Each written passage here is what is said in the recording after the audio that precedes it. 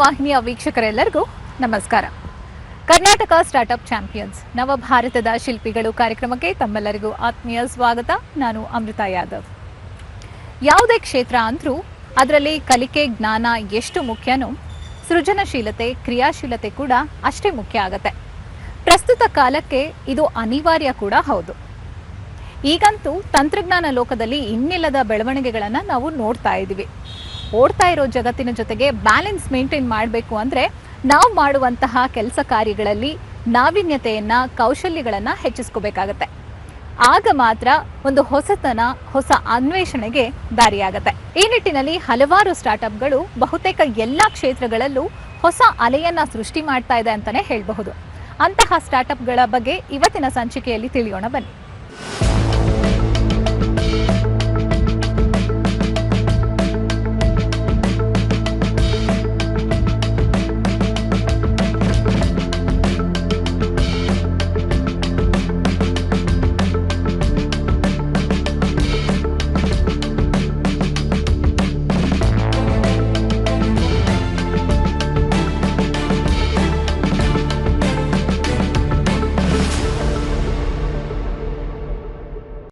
ವೀಕ್ಷಕರೇ, ನಾವೀಗ ಕ್ವಾಂಟ್2D technologies private limited ಕಂಪನಿಯ ಕೋ-ಫೌಂಡರ್ ಆಗಿರುವ ಸಮೀರ್ ಸರಾಫ್ ಅವ್ರ ಜೊತೆ ಇದ್ದೀವಿ. ಅವ್ರನ್ನ ಮೊದಲಿಗೆ ಮಾತಾಡ್ಸೋಣ. ಸರ್ ನಮಸ್ತೆ, ಕಾರ್ಯಕ್ರಮಕ್ಕೆ ಸ್ವಾಗತ. ಓಕೆ, ನಿಮ್ಮ ಕಂಪನಿ ಹೆಸರು ಹೇಳೋ ಹಾಗೆ ಕ್ವಾಂಟಮ್ ಟೆಕ್ನಾಲಜಿನ ಯೂಸ್ ಮಾಡ್ತಾ ಇದ್ದೀರಾ. ಏನು ಇದು ಕ್ವಾಂಟ್2D? ನಿಮ್ಮ ಆಬ್ಜೆಕ್ಟಿವ್ಸ್ ಮತ್ತು ವಿಷನ್ ಏನಿದೆ ಇದ್ರ ಬಗ್ಗೆ ತಿಳಿಸಿ. The company concentrates on nano materials with special focus on quantum technologies and quantum sensing. Our objective is to design in Bengaluru, manufacture in Karnataka and maybe other parts of India, and take India to the forefront of research and development in this field of nanotechnology as well as quantum technologies. Okay. ಈಗ ನಿಮ್ಮ company ಯಾವಾಗ ಶುರು ಮಾಡಿದ್ದು? ಅಂದರೆ ಈ ಒಂದು idea ಅಥವಾ ಯಾವ ಒಂದು ಉದ್ದೇಶದಿಂದ ಈ ಸ್ಟಾರ್ಟಪ್ನ ಶುರು ಮಾಡಿದ್ದು? The startup started around 3 years back. We are incubated in FSID inside IISc campus, and it was co-founded by Professor Arindam Ghosh, who is a senior faculty in IISc, Dr. Gayatri HN, and myself. And we leverage the talent pool that is available in Bangalore and particularly in IISc campus. We don't have to look anywhere else. The government of Karnataka has been very, very supportive. In the government of India, because they have been awarding us grants one after the other to support in our journey. Money will always chase excellence. If we can create an excellent product, money will not be a problem, because that is the need of the hour. The next wave is the quantum wave, and if we are ready with a product which can actually cash in on it, there will be money chasing us, not us chasing the money. So we are concentrating on excellence. So we are concentrating on creating something which will help India, propel India to the forefront of quantum technologies. Sir, ನಿಮ್ಮದು ಒಂದು deep tech hardware company ಆಗಿರೋದ್ರಿಂದ larger ನೋಟಲ್ಲಿ ಅಥವಾ larger ಸ್ಕೇಲಲ್ಲಿ ನೀವು ಒಂದು ಪ್ರಾಡಕ್ಟ್ನ develop ಮಾಡಬೇಕಾಗಿರುತ್ತೆ. So funds ಕೂಡ ನಿಮಗೆ ಅಷ್ಟೇ ಹೆಚ್ಚಿನ ಮಟ್ಟದಲ್ಲಿ ಬೇಕಾಗುತ್ತೆ. ನೀವೇ ಹೇಳಿದ ಹಾಗೆ ಗೌರ್ಮೆಂಟ್ ಕಡೆಯಿಂದನೂ ತುಂಬ ಸಪೋರ್ಟ್ ಸಿಗ್ತಾ ಇದೆ ಅಂತ ಹೇಳಿದ್ರಿ. ಆ್ಯಂಡ್ ನಿಮಗೆ ಎಲಿವೇಟ್ 2024 ಕೂಡ ಮನ್ನಣೆ ಸಿಕ್ಕಿದೆ, ರಿವಾರ್ಡ್ ಸಿಕ್ಕಿದೆ. ಸೊ ಇದ್ರ ಬಗ್ಗೆ ಹೇಳಿ. Government of Karnataka has selected us for the Elevate Award in 2024, and this money is going to help us design a portion of the SNSPD, and Government of India also has supported us under NQM. So both these governments have been very helpful, and it will help us design the product and take it to the market later on. Sir, ತುಂಬ ದೊಡ್ಡ ಮಟ್ಟದ ಒಂದು ಯೋಜನೆಯನ್ನು ಹಮ್ಮಿಕೊಂಡಿದ್ದೀರಾ. All the best and thank you so much. Thank you for coming here and covering us. ನಮಸ್ಕಾರ. ಈಗ ನಮ್ಮ ಜೊತೆ ಕ್ವಾಂಟ್2D ಟೆಕ್ನಾಲಜೀಸ್ ಪ್ರೈವೇಟ್ ಲಿಮಿಟೆಡ್ನ ಕೋ-ಫೌಂಡರ್ ಆಗಿರುವ ಗಾಯತ್ರಿ ಅವರಿದ್ದಾರೆ. ಬನ್ನಿ ಅವ್ರನ್ನ ಮಾತಾಡ್ಸೋಣ. ಹಲೋ, ನಮಸ್ತೆ ಮಾ. ನಮಸ್ಕಾರ. ಓಕೆ, ಕ್ವಾಂಟ್2D ಬಗ್ಗೆ ಈಗಾಗಲೇ ಒಂದು ಬ್ರೀಫ್ ಇಂಟ್ರೊಡಕ್ಷನ್ ಸಿಕ್ಕಿದೆ. ನಿಮ್ಮದು ಒಂದು ಡೀಪ್ ಟೆಕ್ ಹಾರ್ಡ್ವೇರ್ ಕಂಪನಿ ಆಗಿದೆ.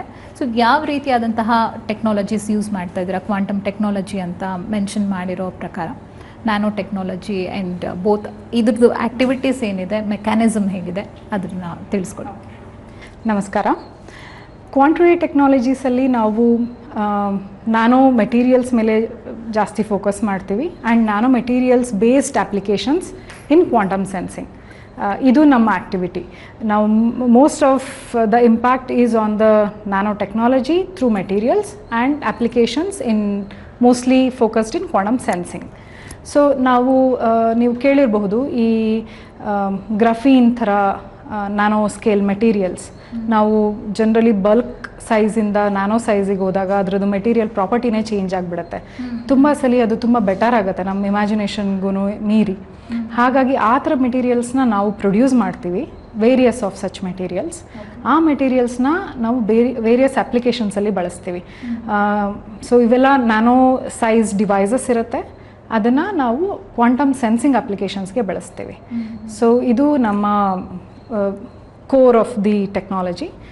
ಇನ್ ಕ್ವಾಂಟಮ್ ಸೆನ್ಸಿಂಗ್ ನಮ್ಮ ಪ್ರಾಡಕ್ಟ್ಸ್ ಸಾಮಾನ್ಯವಾಗಿ ಸಿಂಗಲ್ ಫೋಟಾನ್ ಡಿಟೆಕ್ಷನ್ ಮತ್ತು ಆಪ್ಟೋ ಎಲೆಕ್ಟ್ರಾನಿಕ್ ಡಿಟೆಕ್ಷನ್ ಈ ಥರ ವೇರಿಯಸ್ ಟೆಕ್ನಾಲಜೀಸ್ ಮೇಲೆ ನಮ್ಮ ಪ್ರಾಡಕ್ಟ್ಸ್ ಇದೆ.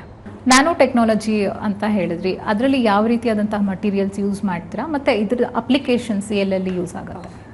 ಸೊ ನಾನು ಮೊದಲೇ ಹೇಳಿದ ಥರ ಒಂದು ಮೆಟೀರಿಯಲ್ನ ನಾವು ಸಬ್ ನ್ಯಾನೋ ಅಥವಾ ಸಬ್ ಆಂಗ್ಸ್ಟ್ರಾಮ್ಸ್ ಲೆವೆಲಿಗೆ ತೊಗೊಂಡೋದಾಗ ಅದ್ರ ಮೆಟೀರಿಯಲ್ ಪ್ರಾಪರ್ಟಿ ತುಂಬ ಡಿಫ್ರೆಂಟ್ ಆಗಿರುತ್ತೆ, ಯೂನಿಕ್ ಆಗಿರುತ್ತೆ. ಫಾರ್ ಎಕ್ಸಾಂಪಲ್, ನಾನು ಒಂದು ಪೆನ್ಸಿಲ್ನ ತೊಗೊಂಡು it is made of graphite. ಅದು ಗ್ರಾಫೈಟ್ ಮೆಟೀರಿಯಲಿಂದ ನಾವು ಬರಿತೀವಿ. ಅದರಲ್ಲಿ ನಾನು ಒನ್ ಲೇಯರ್ ಆಫ್ ಆಟಮ್ಸ್ನ, ಒಂದು ಲೇಯರ್ ಅಣುಗಳನ್ನ ತೆಗೆದ್ರೆ ನನಗೆ ಗ್ರಫೀನ್ ಅನ್ನೋ ಮೆಟೀರಿಯಲ್ ಸಿಗುತ್ತೆ. ಸೊ ಇದನ್ನು 2 ಡೈಮೆನ್ಷನಲ್ ನ್ಯಾನೋ ಮೆಟೀರಿಯಲ್ ಅಂತ ಕರೀತಾರೆ. ಸೊ ಒಂದು ಡೈಮೆನ್ಷನಲ್ಲಿ size will be 0.3 nanometers, but in another dimension it will be in microns. So basically 1000 times more or 10,000 times more. ಈ ಥರ ನಾನು ಒಂದು ಶೀಟ್ನ ತೊಗೊಂಡ್ರೆ ಇದರದ್ದು material property will be comparable to steel for example. ಆಯಿತಾ? Or diamond, it can be that strong. It can be very well electrically conducting or thermally conducting. ಈ ಥರ ವೇರಿಯಸ್ ಮೆಟೀರಿಯಲ್ ಪ್ರಾಪರ್ಟೀಸ್ ಎನ್ಹಾನ್ಸ್ ಆಗಿಬಿಡುತ್ತೆ. ಸೊ ನಾವು ಈ ಥರ ಮೆಟೀರಿಯಲ್ಸ್ನ ತೊಗೊಂಡು ನಾವು ಅದನ್ನು ತುಂಬ ಅಪ್ಲಿಕೇಶನ್ಸಲ್ಲಿ ಬಳಸ್ಬೋದು. ಫಾರ್ ಎಕ್ಸಾಂಪಲ್ ಕಾಂಪೋಸಿಟ್ಸ್ನ ಮಾಡ್ಬೋದು. ನಾನು ಅದರಲ್ಲಿ ಬುಲೆಟ್ ಪ್ರೂಫ್ ಮೆಟೀರಿಯಲ್ನ ಮಾಡಿದ್ರೆ ನನ್ನ ಮೆಕ್ಯಾನಿಕಲ್ ಸ್ಟ್ರೆಂತ್ ಜನರಲಿ ಏನಿರುತ್ತಲ್ಲ ಹೋಸ್ಟ್ ಪೇರೆಂಟ್ ಮೆಟೀರಿಯಲ್ದು ಅದರದ್ದು ಮಲ್ಟಿಫೋಲ್ಡ್ಸ್ ಎನ್ಹಾನ್ಸ್ ಆಗುತ್ತೆ. ಅದೇ ಥರ ಇದು ಮೆಕ್ಯಾನಿಕಲ್ ಸ್ಟ್ರೆಂತ್ ಬಗ್ಗೆ ಇರ್ಬೋದು. ನಾನು ಅದನ್ನು EV ಬಿಲ್ಡ್ ಮಾಡೋ ಮೆಟೀರಿಯಲ್ ಇರುತ್ತಲ್ಲ, ಎಲೆಕ್ಟ್ರಿಕ್ ವೆಹಿಕಲ್ಗೆ ಎಫಿಷಿಯನ್ಸಿ, ಬ್ಯಾಟ್ರಿ ಎಫಿಷಿಯನ್ಸಿ ಡಿಫೈನ್ ಆಗುತ್ತೆ ವೆಯ್ಟಿಂದ. ಸೊ ಅದನ್ನು ನಾನು ಆ ಕಾಂಪೋಸಿಟ್ಸಲ್ಲಿ ಬಳಸಿದ್ರೆ ನನಗೆ ಅದೇ ಬ್ಯಾಟ್ರಿ ಎಫಿಷಿಯನ್ಸಿಲಿ ನನ್ನ ಗಾಡಿ ಇನ್ನೂ ಜಾಸ್ತಿ ದೂರ ಹೋಗುತ್ತೆ. ಸೊ ಬೇಸಿಕಲಿ ಮೆಕ್ಯಾನಿಕಲ್ ಸ್ಟ್ರೆಂತ್ನ ನಾನು ಜಾಸ್ತಿ ಮಾಡ್ಬೋದು. ಇಲ್ಲ ಯಾವುದ್ರ ಪರ್ಟಿಕ್ಯುಲರ್ ಮೆಟೀರಿಯಲ್ದು ನಾನು ಥರ್ಮಲ್ ಶೀಲ್ಡ್ ಮಾಡಬೇಕು ಅಥವಾ ಥರ್ಮಲ್ ಕನೆಕ್ಟಿವಿಟಿ ಎನ್ಹಾನ್ಸ್ ಮಾಡಬೇಕು ಅಂದ್ರೆ ನಾನು ಈ ಮೆಟೀರಿಯಲ್ನ ಕೋಟ್ ಮಾಡ್ಬೋದು. So it can become as a composite, it can be a coating, it can be material on its own for various applications. So ಇದರಲ್ಲಿ ನಾವು ಕ್ವಾಂಟುಡಿಯಿಂದ ಸ್ಮಾರ್ಟ್ ಕೋಟಿಂಗ್ಸ್ನ ಮಾಡಿದ್ದೀವಿ. ಅದರಿಂದ ನಮಗೆ ಹೈಡ್ರೋಫೋಬಿಕ್ ಮೆಟೀರಿಯಲ್ಸ್ನ ಮಾಡ್ಬೋದು. ಫಾರ್ ಎಕ್ಸಾಂಪಲ್, ಈ ಕಮಲದ ಎಲೆ ಥರ ನಾವು ನೀರು ಅದ್ರ ಮೇಲೆ ನಿಲ್ಲಲ್ಲ ಜನರಲಿ. ಸೊ ನಮ್ಮ ಅದನ್ನ ಸೆಲ್ಫ್ ಕ್ಲೀನಿಂಗ್ ಸರ್ಫೇಸ್ ಅಥವಾ ವಾಟರ್ ರಿಪೆಲೆಂಟ್ ಸರ್ಫೇಸ್ ಥರ ಮಾಡ್ಬೋದು. ಇಲ್ಲ ನಾವು ಮುಂಚೆ ಹೇಳಿದ ಥರ ತುಂಬ ಮೆಕ್ಯಾನಿಕಲಿ ಸ್ಟ್ರಾಂಗ್ ಮೆಟೀರಿಯಲ್ನ ನಾನು ಮಾಡ್ಬೋದು ಪ್ಲಾಸ್ಟಿಕ್ನ ಬಳಸಿ. ಸೊ ಆ ಥರ ಪ್ಲಾಸ್ಟಿಕ್ ಕಾಂಪೋಸಿಟ್ಸ್ನ ಮಾಡಿದ್ದೀವಿ. ಸೊ ಈ ಥರ ವೇರಿಯಸ್ ಅಪ್ಲಿಕೇಶನ್ಸ್ನ ನಾವು ಮಾಡ್ತಿದ್ದೀವಿ. ಮತ್ತು ನಮ್ಮದು ಇನ್ ಹೌಸ್ ಗ್ರೋನ್ ಟೆಕ್ನಾಲಜಿ ಇದೆ. ಬಾಟಲ್ನೆಕ್ ಈ ಮೆಟೀರಿಯಲ್ಸ್ನ ಪ್ರೊಡ್ಯೂಸ್ ಮಾಡೋದ್ರಲ್ಲಿದೆ, ನಾವು ಬಲ್ಕ್ ಕ್ವಾಂಟಿಟಿಲಿ ಮಾಡೋದಕ್ಕಾಗಲ್ಲ.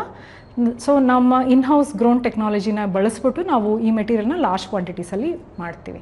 ಇದು ನಮ್ಮ ಬೇಸಿಕಲಿ ನ್ಯಾನೋ ಟೆಕ್ನಾಲಜಿ ವರ್ಟಿಕಲ್ದ ಆ್ಯಕ್ಟಿವಿಟೀಸ್. ಓಕೆ, ಅಂದರೆ ಬೇಸಿಕಲಿ ನಾವು ಯಾವುದೇ ಮೆಟೀರಿಯಲಿಂದ ನ್ಯಾನೋ ಟೆಕ್ನಾಲಜಿ ಯೂಸ್ ಮಾಡ್ಕೊಂಡು ಮಾಡೋದ್ರಿಂದ ಮೆಕ್ಯಾನಿಕಲ್ ಸ್ಟ್ರೆಂತ್ ಪ್ಲಸ್ ಹೈಡ್ರೋಫೋಬಿಕ್ ಮತ್ತು thermal conductivity various other properties, mechanical, thermal, electrical or surface properties ಎಲ್ಲದನ್ನು ಕೂಡ ಎನ್ಹಾನ್ಸ್ ಅಥವಾ ಡಿಕ್ರೀಸ್ ಯಾವ್ದು ಬೇಕಾದರೂ ಮಾಡ್ಬೋದು.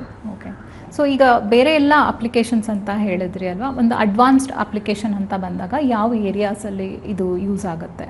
ಸೊ ನ್ಯಾನೋ ಟೆಕ್ನಾಲಜಿ ಸುಮಾರು ಒಂದು 10-15 ವರ್ಷದಿಂದನೂ ಆಲ್ ಓವರ್ ದಿ ವರ್ಲ್ಡ್ ನಡೀತಿದೆ. ಅದು ಡ್ರಗ್ ಡೆಲಿವರಿ ಇರ್ಬೋದು ಅಥವಾ ಸ್ಪೇಸ್ ಅಪ್ಲಿಕೇಶನ್ಸ್ ಇರ್ಬೋದು. ಫಾರ್ ಎಕ್ಸಾಂಪಲ್, ನಾರ್ಮಲ್ ಟೈರ್ ಸ್ಪೇಸಲ್ಲಿ ವರ್ಕ್ ಆಗಲ್ಲ. You would need light weight material. Obviously very heavy ಮೆಟೀರಿಯಲ್ನ ನಾವು ರಾಕೆಟಲ್ಲಿ ತೊಗೊಂಡೋಗ್ಬೇಕಂದ್ರೆ it's going to be very expensive.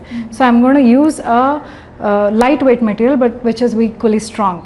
So space ಅಪ್ಲಿಕೇಶನ್ಸಲ್ಲಿ ಚೆನ್ನಾಗಿ, ಈಗ ನಮ್ಮ ಮೋಸ್ಟ್ ಪ್ರಾಬಬ್ಲಿ ನಾವೀಗೆಲ್ಲ ಫ್ಲೈ ಮಾಡೋ ಫ್ಲೈಟ್ಸ್ ಇದೆಯಲ್ಲ ಅದರಲ್ಲೆಲ್ಲ ಕಾಂಪೋಸಿಟ್ಸ್ನೇ ಬಳಸ್ತಾರೆ. ರೈಟ್ ನಾವು ಇವಾಗ ಅದು ಇಪಾಕ್ಸಿ ಬೇಸ್ಡ್ ಕಾಂಪೋಸಿಟ್ಸಲ್ಲಿದೆ. ಸ್ವಲ್ಪ ಅದಕ್ಕೆ ಇನ್ಫ್ಯೂಷನ್ಸ್ನು ಕೂಡ ಮಾಡ್ತಿದ್ದಾರೆ. ಈಗ ಈ 2D ಮೆಟೀರಿಯಲ್ಸ್ ಟೈಪ್ದು ಏನಾದರೂ ಇನ್ಫ್ಯೂಷನ್ಸ್ ಬಂತು ಅಂದರೆ ನಮ್ಮ ಏರ್ ಕ್ರಾಫ್ಟ್ಸ್ ಎಲ್ಲ ಇನ್ನೂ ಲೈಟ್ ಆಗುತ್ತೆ. Probably it becomes more economic to everyone. So it can be one example. ಇದಿಷ್ಟು ನ್ಯಾನೋ ಟೆಕ್ನಾಲಜಿ ಬಗ್ಗೆ ಆಯಿತು. ಈಗ ಕ್ವಾಂಟಮ್ ಟೆಕ್ನಾಲಜಿ ಅಂತ ಬಂದಾಗ ಅದ್ರ ಬಗ್ಗೆ ಎಕ್ಸ್ಪ್ಲನೇಷನ್ ಕೊಡ್ತೀರಾ? ಸೊ ನಾನು ಮುಂಚೆ ಹೇಳಿದ ಥರ ನಮ್ಮ one of the prime activities is in quantum sensing. ನಾವು ಈ 2D ಮೆಟೀರಿಯಲ್ಸ್ನ ಬಳಸ್ಬಿಟ್ಟು ಆಪ್ಟೋ ಎಲೆಕ್ಟ್ರಾನಿಕ್ ಸೆನ್ಸಿಂಗ್ಸ್ನ ಮಾಡ್ತೀವಿ. ಅದು it's a very tiny device, can be used in imaging, mostly in health ಸೆಕ್ಟರಲ್ಲಿ ಅಥವಾ ಡಯಾಗ್ನೋಸಿಸಲ್ಲಿ ಈ ಥರ ಅದರಲ್ಲಿ ಬಳಸ್ಬೋದು. ಬಟ್ ಇವತ್ತಿನ ಫೋಕಸ್ ಮೋಸ್ಟ್ಲಿ ನಾನು ಸಿಂಗಲ್ ಫೋಟಾನ್ ಡಿಟೆಕ್ಷನ್ ಬಗ್ಗೆ ಮಾಡ್ತೀನಿ. ಯಾಕಂದರೆ ಅದಕ್ಕೆ ಗೌರ್ಮೆಂಟ್ ಆಫ್ ಇಂಡಿಯಾ ಕಡೆಯಿಂದನೂ ಮನ್ನಣೆ ಸಿಕ್ಕಿದೆ, ಗೌರ್ಮೆಂಟ್ ಆಫ್ ಕರ್ನಾಟಕ ಕಡೆಯಿಂದನೂ ಮನ್ನಣೆ ಸಿಕ್ಕಿದೆ. ಸೊ ಆ ಪ್ರಾಡಕ್ಟ್ನ ನಾವು ವಿತಿನ್ 2 ಇಯರ್ಸಲ್ಲಿ ಲಾಂಚ್ ಮಾಡಬೇಕಂತ ಇದ್ದೀವಿ. ಅದ್ರ ಬಗ್ಗೆ ಮಾತಾಡ್ತೀನಿ ನಾನು. ಸೊ ನಾವೀಗ ಒಂದು ಸ್ಟ್ರೀಕ್ ಆಫ್ ಲೈಟ್, ಒಂದು ಲೈಟ್ನ ನಾವು ನೋಡಿದ್ರೆ ಅದರಲ್ಲಿ ಬಿಲಿಯನ್ಸ್ ಆಫ್ ಫೋಟಾನ್ಸ್ ಇರುತ್ತೆ. ವೆನ್ ಐ ಸೇ ಫೋಟಾನ್ಸ್, ಈಗ ನಾನು ಒಂದು ಮೆಟೀರಿಯಲ್ನ ತೊಗೊಂಡೆ ಅಂದರೆ ಫಾರ್ ಎಕ್ಸಾಂಪಲ್ ಈ ವಾಚಲ್ಲಿ ಒಂದು ಸಣ್ಣ ಪೋರ್ಷನ್ ತೊಗೊಂಡ್ರೆ ಅದರಲ್ಲಿ ಬಿಲಿಯನ್ಸ್ ಆಫ್ ಆಟಮ್ಸ್ ಇರುತ್ತೆ, ಅಣುಗಳಿರುತ್ತೆ. ಅದೇ ಥರ ನಾನು ಒಂದು ಸಣ್ಣ ಲೈಟ್ನ ತೊಗೊಂಡ್ರೆ, ಒಂದು ಸ್ಟ್ರೀಕ್ ಆಫ್ ಲೈಟ್, ಅದರೊಳಗಡೆ ಫೋಟಾನ್ಸ್ ಅನ್ನೋದಿರುತ್ತೆ. So light is made up of photons. ನಾವೇನು ಮಾಡ್ತಿದ್ದೀವಿ ಅಂದರೆ ಅದರಲ್ಲಿ single photon or few number of ಫೋಟಾನ್ಸ್ನ ನಾವು ಡಿಟೆಕ್ಟ್ ಮಾಡಲಿಕ್ಕೆ ಪ್ರಯತ್ನ ಪಡ್ತಿದ್ದೀವಿ. It is a very very difficult task. ಯಾಕಂದರೆ ಅಷ್ಟು ವೀಕ್ ಸಿಗ್ನಲ್ಸ್ನ ಡಿಟೆಕ್ಟ್ ಮಾಡೋದು it's not at all easy. So ಅದಕ್ಕೆ ನಾವು ಡಿಟೆಕ್ಟರ್ಸ್ನ ಬಿಲ್ಡ್ ಮಾಡ್ತಾ ಇದ್ದೀವಿ. ಇದನ್ನು ಬಿಲ್ಡ್ ಮಾಡಲಿಕ್ಕೆ ನಾವು ಇನ್ನೊಂದು ಹೊಸ ಟೆಕ್ನಾಲಜಿ ಬಳಸ್ತಾ ಇದ್ದೀವಿ. ಇಟ್ಸ್ ಕಾಲ್ಡ್ ಸೂಪರ್ ಕಂಡಕ್ಟಿಂಗ್ ನ್ಯಾನೋವೈರ್ಸ್ನ ಬಳಸ್ಬಿಟ್ಟು, ಅದನ್ನು ಕೂಡ ಸಬ್ ನ್ಯಾನೋ ಲೆವೆಲ್ ಸೈಜ್ ಡಿವೈಸಸ್ ಇರುತ್ತೆ. ಅಲ್ಲಿ ನಾವು ಸಿಂಗಲ್ ಫೋಟಾನ್ಸ್ನ ಬಂದರೆ ಆ ಜಾಗಕ್ಕೆ ನಾವು ಅದನ್ನು ಹೇಗೆ ಡಿಟೆಕ್ಟ್ ಮಾಡಬೇಕು, ಅದನ್ನು ಹೇಗೆ ಎಲೆಕ್ಟ್ರಿಕಲಿ ನಾವು ರೀಡ್ಔಟ್ ಮಾಡಬೇಕು, ಅದಕ್ಕೆ ಹೇಗೆ ಸಾಫ್ಟ್ವೇರ್ನ ಡೆವಲಪ್ ಮಾಡಬೇಕು. ಸೊ ಈ ಥರ ಹೋಲ್ ಹಾರ್ಡ್ವೇರ್ನ ನಾವು ಇಂಡಿಯಾದಲ್ಲಿ ಮಾಡಲಿಕ್ಕೆ ಪ್ರಯತ್ನ ಪಡ್ತಿದ್ವಿ. ರೈಟ್ ನಾವು ಇಂಡಿಯಾದಲ್ಲಿ ಯಾರೂ ಕೂಡ ಸಿಂಗಲ್ ಫೋಟಾನ್ ಡಿಟೆಕ್ಟರ್ಸ್ನ ಮಾಡ್ತಾ ಇಲ್ಲ. ಈಗ ಸದ್ಯಕ್ಕೆ ಅದು ಅಕಾಡೆಮಿಕ್ ಆ್ಯಕ್ಟಿವಿಟಿಯಾಗಿ ಅಷ್ಟೇ ಇದೆ. ಇನ್ನು ಡೊಮೆಸ್ಟಿಕ್ ಯೂಸೇಜ್ ಇನ್ನು ರಿಯಲೈಸ್ ಆಗಿಲ್ಲ. ಬಟ್ ಮಿಸ್ಟರ್ ಸಮೀರ್ ಸರಫ್ ಅವ್ರು ಹೇಳಿದ ಥರ ನೆಕ್ಸ್ಟ್ ವೇವ್ ಕ್ವಾಂಟಮ್ ಟೆಕ್ನಾಲಜೀಸೇ ಇದೆ. ಯಾವಾಗ ಇದರದ್ದು ಅವಶ್ಯಕತೆ ಬರುತ್ತೋ ಗೊತ್ತಿಲ್ಲ. ಹಾಗಾಗಿ ನಾವು ಡಿಟೆಕ್ಟರ್ಸ್ನ ಈಗಲೇ ಬಿಲ್ಡ್ ಮಾಡ್ತಾ ಇದ್ದೀವಿ. ಕೆಲವೊಂದು ಡೆವಲಪ್ಡ್ ಕಂಟ್ರೀಸ್ ಅವರು ಆಲ್ರೆಡಿ ಬಿಲ್ಡ್ ಮಾಡಿದ್ದಾರೆ. ಅದನ್ನು ಇಂಡಿಯಾದಲ್ಲಿ ಈಗ ಅಕಾಡೆಮಿಕ್ ಲ್ಯಾಬ್ಸಲ್ಲಿ ಇಂಪೋರ್ಟ್ ಮಾಡ್ಕೊಳ್ತಿದ್ದಾರೆ. They cost a lot. Each detector will cost about 2 to 3 crores depending on its efficiency. So ನಾವು ಇಂಡಿಜಿನಿಯಸ್ ಆಗಿ ನಾವು ಈ ಹಾರ್ಡ್ವೇರ್ನ ಇಂಡಿಯಾದಲ್ಲಿ ಡೆವಲಪ್ ಮಾಡೋದು ತುಂಬ ಅವಶ್ಯಕತೆ ಇದೆ. ಈ ಡಿಟೆಕ್ಟರ್ಸ್ ಏನಾದರೂ ವರ್ಕ್ ಆದರೆ ಇದನ್ನು ನಾವು ಡೈರೆಕ್ಟಾಗಿ quantum computation, quantum communication, quantum imaging, so ಈ ಥರ ವೇರಿಯಸ್ ಆಸ್ಪೆಕ್ಟ್ಸಲ್ಲಿ ನಾವು ಬಳಸಬಹುದು. ಆ್ಯಂಡ್ ಎಲ್ಲ ಈ ಫೋಟಾನಿಕ್ ಕಂಪ್ಯೂಟೇಷನ್ ಯಾವುದೇ ಇರಲಿ, ಅದು ಎಂಡ್ ಆಫ್ ಇಟ್ ನಾವೇನೇ ಸಿಗ್ನಲ್ನ ಕಳಿಸಿದ್ರೂ ಒಂದು ಡಿಟೆಕ್ಟರ್ ಬೇಕಾಗುತ್ತೆ. ಆ ಡಿಟೆಕ್ಟರ್ನ ನಾವು ಬಿಲ್ಡ್ ಮಾಡ್ತಾ ಇದ್ದೀವಿ. So starting from the device that can detect to the entire hardware, electronics, ಇದಿಷ್ಟನ್ನು ಮಾಡೋದು ನಮ್ಮ ಹೊರೆ ಇವಾಗ, ನಮ್ಮ ಆಂಬಿಷಿಯಸ್ ಪ್ರಾಜೆಕ್ಟ್. ಇದಕ್ಕೋಸ್ಕರನೇ ನಮಗೆ ನ್ಯಾಷನಲ್ ಕ್ವಾಂಟಮ್ ಮಿಷನ್ನಿಂದ ಫಂಡಿಂಗ್ಸ್ ಬಂದಿದೆ. ಅವರು ಇನ್ವೆಸ್ಟರ್ ಆಗಿ ಬರ್ತಿದ್ದಾರೆ ನಮಗೆ. ಅದೇ ಥರ ಎಲಿವೇಟ್ ಕೂಡ ನಮಗೆ as a grant they are here. We are very very thankful to both of them. They have been very supportive. So through Elevate ನಮ್ಮ ಕರ್ನಾಟಕ ಗೌರ್ಮೆಂಟಲ್ಲಿ ನಾವು ಇದಕ್ಕೆ ವೆರಿ ಸೆನ್ಸಿಟಿವ್ ಸಿಗ್ನಲ್ಸ್ಗೆ, ವೆರಿ ವೀಕ್ ಸಿಗ್ನಲ್ಸ್ಗೆ ಹೇಗೆ ನಾವು ಫಾಸ್ಟ್ ಎಲೆಕ್ಟ್ರಾನಿಕ್ಸ್ನ ಹೇಗೆ ಮಾಡ್ಬೋದು ಅನ್ನೋದನ್ನು ಮಾಡ್ತಾ ಇದ್ದೀವಿ. ಸೊ ಪ್ರಾಬ್ಲಿ ನಮ್ಮ technical lead doctor Phanindra Sai ಅದ್ರ ಬಗ್ಗೆ ಇನ್ನೂ ಡೀಟೇಲ್ ಆಗಿ ಹೇಳಬಹುದು. ಓಕೆ, ನ್ಯಾನೋ ಅನ್ನೋ ಪದ ಅರ್ಥ ಚಿಕ್ಕದಾಗಿದ್ರೂ ನ್ಯಾನೋ ಟೆಕ್ನಾಲಜಿ ಎಷ್ಟು ಕಾಂಪ್ಲೆಕ್ಸ್ ಸೈನ್ಸ್, ಇದ್ರ ಬಗ್ಗೆ ತುಂಬ ವಿಸ್ತಾರವಾದ ಮಾಹಿತಿಯನ್ನು ನೀಡಿದ್ರಿ. Thank you so much. ನಮ್ಮ ಜೊತೆ ಕ್ವಾಂಟ್2D ಟೆಕ್ನಾಲಜೀಸ್ ಪ್ರೈವೇಟ್ ಲಿಮಿಟೆಡ್ನ ಟೆಕ್ನಾಲಜಿ ಮ್ಯಾನೇಜರ್ ಆಗಿರುವ ಫಣೀಂದ್ರ ಸಾಯಿ ಅವರಿದ್ದಾರೆ. ಅವ್ರನ್ನ ಮಾತಾಡ್ಸೋಣ. ಸರ್ ನಮಸ್ತೆ, ವೆಲ್ಕಮ್. ನಮಸ್ತೆ. ಓಕೆ, ಈಗ ಗೌರ್ಮೆಂಟ್ ಆಫ್ ಕರ್ನಾಟಕ ಎಲಿವೇಟ್ ಅವ್ರ ಜೊತೆ ಸೇರಿಕೊಂಡು ಒಂದು ಪ್ರಾಜೆಕ್ಟ್ ಮಾಡ್ತಾ ಇದ್ದೀರಾ. ಅದು ಏನು ಪ್ರಾಜೆಕ್ಟ್ ಮತ್ತು ಅದರ ಅಪ್ಲಿಕೇಶನ್ಸ್ ಏನಿದೆ ಅದ್ರ ಬಗ್ಗೆ ತಿಳಿಸಿ. This is the project we got from Elevate 2024. So this is for building up a electronics setup for detection of single photons. Okay. So single photons, as Ms. Gayatri has already mentioned, so this is a project we got from National Quantum Mission. So it is extension of that project. We are doing electronics for detection of single photons. So these single photons are very, very sensitive photons, which are very weak signal to be detected. So we need a high-end electronic system to be made. So that we are planning to make in India, so that it is integrated with the single photon detection system. So in this electronics, actually the very weak signal, as I told, so that will be amplified. So amplification is making a small signal into a bigger signal so that it can be detected and measured and stored in a computer.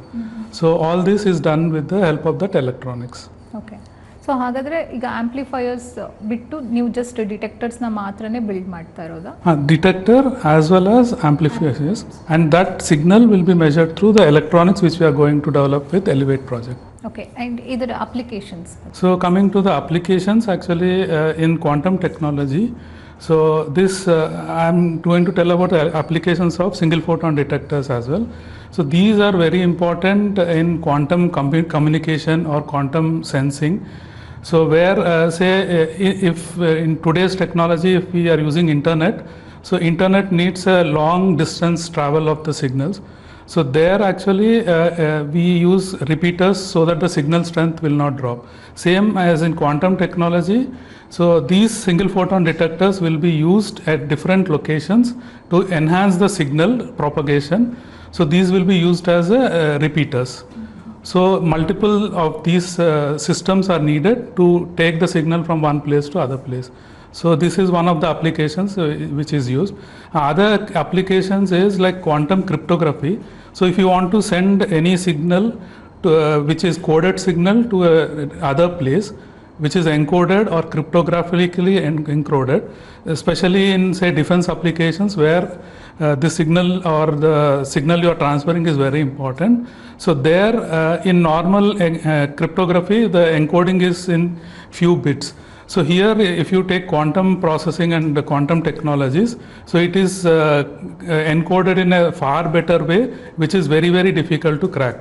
So it will be useful in that kind of technologies also. It will be more secure. Yeah. Okay. Thank you so much and all the best for your venture. Thank you.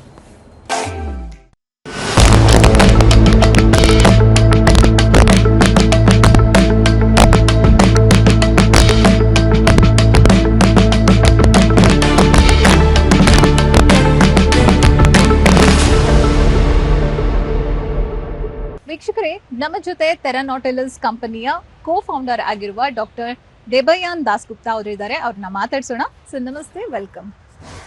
Sir, ನಿಮ್ಮ company ಬಗ್ಗೆ ಪರಿಚಯ ಮಾಡಿಕೊಡಿ. So about Theranautilus, the company was founded in 2020, and this is one of the world's first nanorobotics company. But our journey did not start in 2020; it started much earlier. So it started with Professor Ambarish Ghosh, who is one of the faculties here at Center for Nanoscience. He is one of the co-inventors of magnetic helical nanorobots, and he actually has one of the first patents in nanorobots. He was working as a scientist in Harvard University when he did this work, and then he came to Indian Institute of Science as a faculty. And then since 2009 till almost about 15 years, his lab has been working on using magnetic nanorobots for various applications. Important amongst them would be healthcare and also probing very neat questions in soft matter physics. So around 2020, we felt that this technology has reached a maturity of where we can start commercializing it. So we formed a company. I was a PhD student under Professor Ambarish, and I was just finishing up my PhD. I had worked on cancer research. So together with myself, Professor Ambarish, and a dental surgeon by the name of Dr. Shanmukh, we started Theranautilus. So one of our key goals is to use nanotechnology and nanorobotics in oral healthcare. But of course, in future, we do want to go into cancer research. Okay, so ಈಗ almost ಎಲ್ಲ ಫೀಲ್ಡ್ಗಳಲ್ಲೂ ಈ artificial intelligence ಅಥವಾ robotics ಅನ್ನೋದು current matter of interest ಅಂತಲೇ ಹೇಳ್ಬೋದು. So what is nano robotics actually? So nanorobotics, the idea stems from Dr. Richard Feynman, who is a Nobel laureate. In 1968, he was talking about what the future holds and what we could achieve with nanotechnology.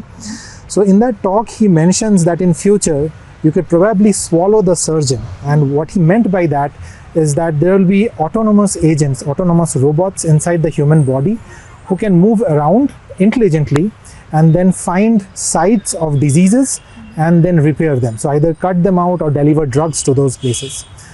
This was the grand goal, but what is possible with our technology is to move this tiny particles, and by tiny I really mean very tiny. So our nanorobots, they have a size of about 1 to 3 micron, and they have a width of 400 nanometers. So if you are to imagine how small this is, imagine the diameter of a human hair. So you could probably fit hundreds of this across the diameter of a human hair. So this is that small. Now we need this type of technology to actually deliver drugs at very specific locations, mostly in terms of cancer, where a lot of chemotherapy is bad for the patient. So you want to deliver very tiny amounts of doses at the right places. Targeted ಏರಿಯಾಸ್ನ ಇದು ಮಾಡಿ. Okay, so ಈಗ cancer research ಅಂತ ಹೇಳಿದ್ರಿ, so ಅದು ಯಾವ ಸ್ಟೇಜ್ನಲ್ಲಿದೆ ಈಗ? Trials ಎಲ್ಲ, ಹ್ಯೂಮನ್ ಟ್ರಯಲ್ಸ್ ಎಲ್ಲ ಸ್ಟಾರ್ಟ್ ಆಗಿದೆಯಾ, ಹೇಗೆ? So as a startup, our first product is going to be in oral health. Of course, cancer is the future. We want to go into cancer. Oral health, because firstly, the path to translation is a little bit easier for us. We understand it a little better. Cancer, of course, is much more complicated. Cancer itself is a very complicated disease. So what we currently are using it is to treat dental hypersensitivity. So we want to drive these nanorobots inside the human teeth, where they go in and they start forming cements. So it blocks the human teeth, the part that is destroyed or eroded due to aging or due to trauma, due to accident. We want to repair those places using nanorobots. So this is the technology that is going for human trials. Cancer research is going on in our lab, and we hope to go into human trials very soon, within this decade, I think. Okay, so presently you are into oral health. Yes. How does it work, by the way? Like exactly what does it do? So our current product, which we want to take to the market, is to have an almost the best cure for dental hypersensitivity. So when we talk about dental hypersensitivity, people are very used to using things like sensitive toothpaste like Sensodyne or Colgate Sensitive. The thing with these toothpastes is you have to brush with them every day. And the way they work is, when you brush with them every day, they will form a thin layer on the damaged part of the teeth, and it forms this thin layer and protects that damaged part. But this is a temporary layer, because the teeth is used every day. We eat, and this layer goes away. What we are proposing is that we can drive these nanoparticles deep inside the teeth, where they go in and form the cement. So they block the teeth from deep inside, and therefore you will not suffer from this pain. And so it's a long-term solution for dental hypersensitivity. That's solution, the best solution for Yes. So we have done animal experiments. The results are astounding. Almost 100% of the mice in our cohort showed recovery. So thank you so much, and all the very best for your future ventures. Thank you so much. ನೋಡಿದ್ರಲ್ಲ ವೀಕ್ಷಕರೇ, ಹೊಸ ತಲೆಮಾರಿನ ಆಲೋಚನೆಗಳು, ವೈವಿಧ್ಯಮಯ ತಂತ್ರಜ್ಞಾನ, ಯಂತ್ರ ಉಪಕರಣಗಳ ಸಹಾಯದಿಂದ ಉತ್ಪಾದಕತೆ, ಸ್ಥಿರತೆ, ಗುಣಮಟ್ಟದಲ್ಲಿ ಹೇಗೆಲ್ಲ ಸುಧಾರಣೆ ಆಗ್ತಾ ಇದೆ, ಉಪಯೋಗಗಳಾಗ್ತಾ ಇದೆ ಅಂತ. ಇದಾಗಿತ್ತು ಈ ಸಂಚಿಕೆಯ ವಿಶೇಷ. ಮುಂದಿನ ಸಂಚಿಕೆಯಲ್ಲಿ ಮತ್ತೆ ಭೇಟಿಯಾಗೋಣ. ನಮಸ್ಕಾರ.